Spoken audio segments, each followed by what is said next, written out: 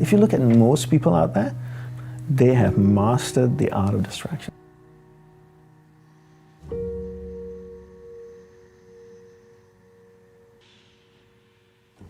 Actually look up the word mindfulness and see how it's defined.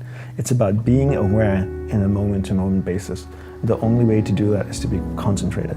And that's what being mindful is, and that's what being present is to be able to be completely engaged and full attention onto who and what you're engaged with. Right. That's the state of concentration. The byproduct of that, you can be aware of what's happening on a moment-to-moment basis. So take an Olympian, for example, a sprinter. So Usain Bolt, fastest man on earth, right? I'm sure every day his life is disciplined. He runs every day. This is when he was still competing, runs every day. He goes to the gym, that boy is ripped, right? There's not an ounce of fat on him. He eats healthy, drinks a lot of water. I'm sure he stretches, because quick sprints, you don't want to pull a muscle, so he stretches. So his whole day is filled with rituals preparing him for 9.58 seconds, or whatever the time was, right? And that's how you should look at your life. Your whole day needs to be filled with rituals, so that ultimately, when you're doing something, when you're spending time with your family having dinner, that half an hour you can be completely concentrated and present.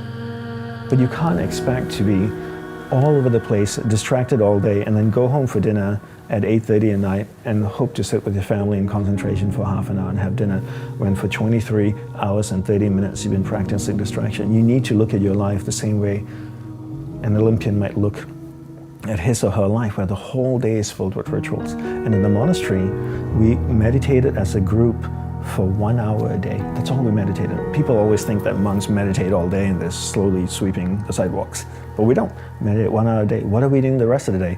Gurudeva taught us to practice concentration. Not to practice mindfulness, practice concentration. So if you're speaking with another monk, you give that person your undivided attention. If you're sweeping, you do that. If you're programming, which we all had Macs, as you know, programming, then you give the computer your undivided attention.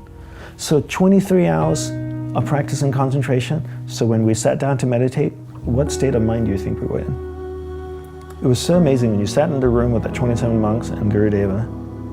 It was laser focus. Everybody was concentrated, because that's what we practice all day. And I think people take a different approach right now. They think, if I meditate for 10 minutes in the morning, I'm good, I'm Zen. And the rest of the day I can just do whatever I want to do. You become good at whatever it is you practice, because practice doesn't have the ability to discriminate between what's a positive practice and what's a negative practice. So if you practice something negative all the time, you become really good at it. So if you practice distraction all the time, 10 hours a day, what do you become good after 6 months? Distraction. Anybody practicing anything for 10 hours a day becomes really good at it. And the truth is, with 24 hours in a day, most people sleep, 7, 8 hours? So you're awake for 16. And out of the 16 hours, are they only practicing distraction for 7 or 8 hours? Probably more like 13 or 14 hours a day of practicing distraction. So if you do that 7 days a week, imagine if you practice playing the piano 14 hours a day, 7 days a week. How good would you be after 6 months? So how good are people at distraction? If you look at most people out there, they are, you're talking about mastery, they have mastered the art of distraction.